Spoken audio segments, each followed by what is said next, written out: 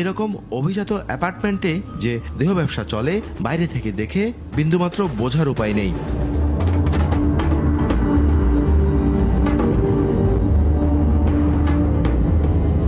অভিযোগ আছে উত্তরার এই বাড়িতে কলেজ পড়ুয়া মেয়েরা নিয়মিত আসেন, যাদের খদ্দের প্রতিষ্ঠিত ব্যবসায়ী, উচ্চপদস্থ সরকারি বেসরকারি কর্মকর্তা কিংবা বকে যাওয়া ধনীর দুলালরা।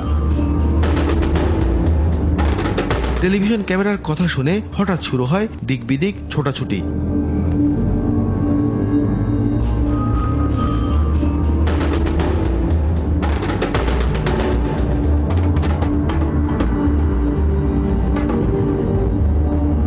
উত্তরার পাশে খিলক্ষেতেও বেশ কিছু বাড়িতে চলে এমন অনৈতিক কাজ।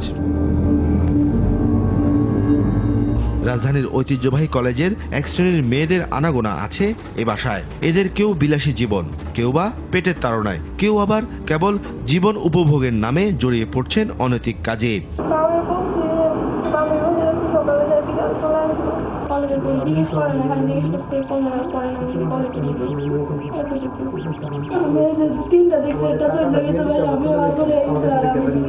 আর সুযোগ কাজে লাগিয়ে ব্যবসা ফেদে ফায়দা লুটছেন এক ব্যবসায়ী।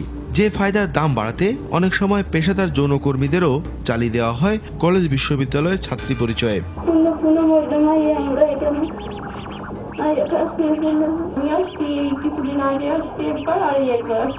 আশ্চর্যের বিষয় হচ্ছে সব জেনেও উচ্চবাচ্য নেই বাড়িওয়ালার। আমাদের দাঁড়া থাকতে হবে তাহলে যে নিচে যে কে ঢুকতেছে কে বাইরে ঢুকতেছে। এখন ট্রাক বাসায় এখন অনেকে থাকতেই পারে। এখন আপনি যদি একজনকে বলেন যে ভাই আপনাদের বাসায় 2 জন থেকে 5 জন কেন, আমার গেস্ট আসতেই পারে, আমি এখানে ভাড়া দিয়ে থাকি। অভিযোগ আছে সব জেনেও না জানার ভান করছে পুলিশ।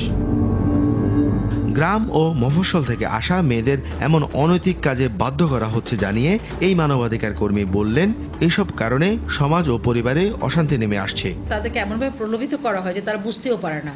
যেমন ধরেন তারা যখন মফস্বল থেকে নতুন আসে তখন তাদের সিনিয়র লেভেলে যারা দালাল আছে মহিলা, তখন তারা তাদেরকে এমনভাবে মিশে যায় ওদের, তখন স্বাভাবিকভাবে মনে করে আমার সিনিয়র আপা আমাকে খুব ভালোবাসে। এই যে ট্র্যাপের মধ্যে পড়ার পর তাদের ছবি তোলা হয়, তাদের সমস্ত কিছু রাখা হয়। একটা সময় যখন তারা বুঝতে পারে এবং তারা সরে আসতে চায় তখন তাদেরকে ফোর্স করে যে তুমি যদি এখন না যাও তাহলে তোমার ছবিগুলো আছে তোমাদের বাড়িতে পাঠানো হবে।